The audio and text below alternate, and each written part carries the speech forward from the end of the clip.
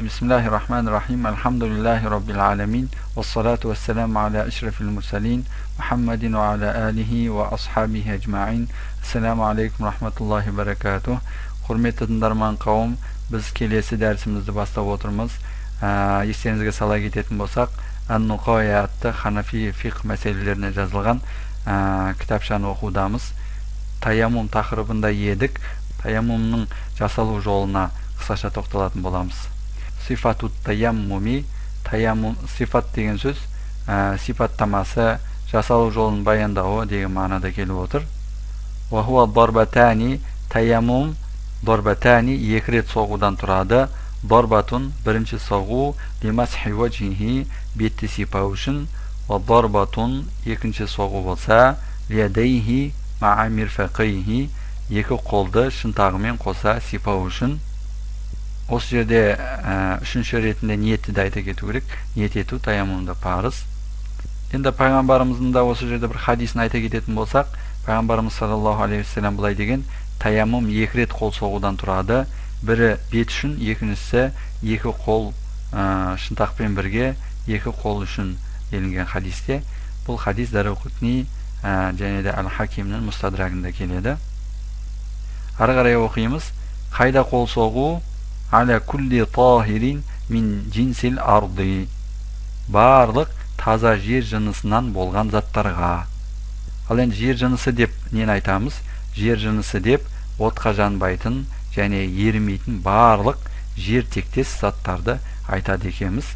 Мысалы, шаң тозаң, топырақ, тас, кірпіш, бетон, әктас, мрамор, тағы да басқа отқа жанбайтын және отқа жанып ерімейтін барлық жер тектес заттарды осы жер жынысына жатқызады екенбіз.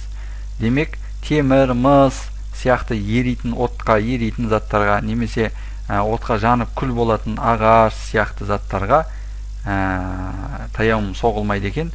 Бұндайлар жер жынысына жатпайды.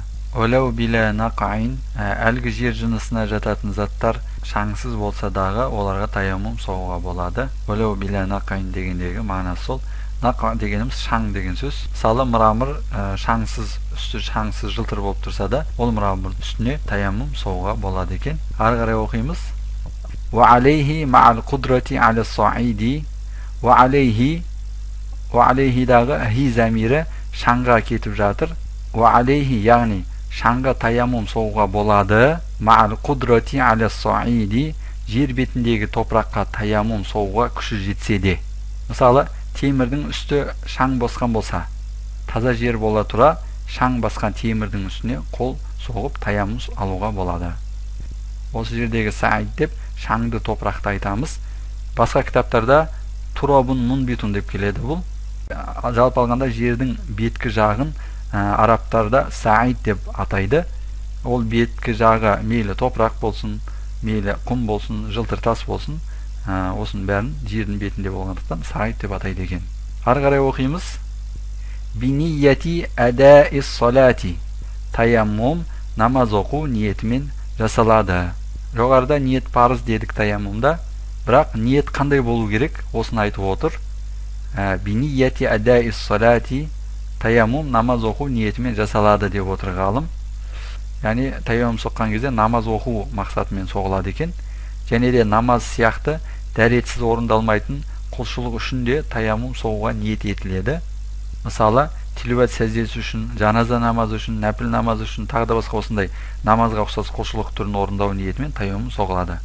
Ал енді намаздан тыс Құран оқу үшін немесе мешітке кіру үшін яки қабірге бару үшін алған таяммумы өзге намаздарға жарамсыз. Олар үшін де таяммум алса болады әрине, бірақ сонымен шектеледі, таяммумы намазға жарамайды. Ал енді нәпіл намаз оқу мақсатында су жоқ кезде таяммум соқты делік, ол таяммумы егер таяммумды бұзатын жағдайлардың бірі туындамаса, келесі намазға онысы жарамды. Біреуге Құран үйрету мақсатында да алынған таяммумы намазға жарамайды. Бинияти адаис салати дегендегі мақсаты осы. Жалғастырамыз. Ва ясиху қаблал вақти, намаз уақыты кірмей тұрып та таяммум соғуға болады. Мысалы, 5 намаз кірмей жатып, 5 намазға дайындық мақсатында таяммум соғып алса болады. Вал талаби минар рафиқи, және жолдасынан су сұрамай тұрып та таяммум соғуына болады. Өйткені ол біреудің меншігі, басқа біреудің меншігін сұрау шарт емес. Мысалы, ұзақ сапарға автокөлігіңізбен шықтыңыз делік, елді мекенсіз жазық далада келе жатсыз, намаздың уақыты кірді, дәрет алайын десеңіз, автокөлігіңізде тек ішуге ғана суыңыз бар, ал дәрет алуға артық су жоқ. Міне осындай кезде жол жөнекей кетіп бара жатқан өзге автокөліктерді тоқтатып, дәрет үшін су сұрау шарт емес. Өзгелерде су бар екенін біле тұра, сол жерде таяммум соғуыңызға болады екен. Бұл имам Азам Абу Ханифа рахматуллаху алейхтің пікірі. Ары қарай оқимыз. Ва юсалли биуахидин ма ша. Бір таяммуммен қалағанынша намаз оқуына болады. Егер таяммумды бұзатын өзге жағдайлар туындап қалмаса, сол алған бір таяммум бірнеше намазға жарай береді. Осымен бүгінгі дәрісіміз аяқталды. Ва ахиру дa'вана анил хамдулиллахи раббил аламин.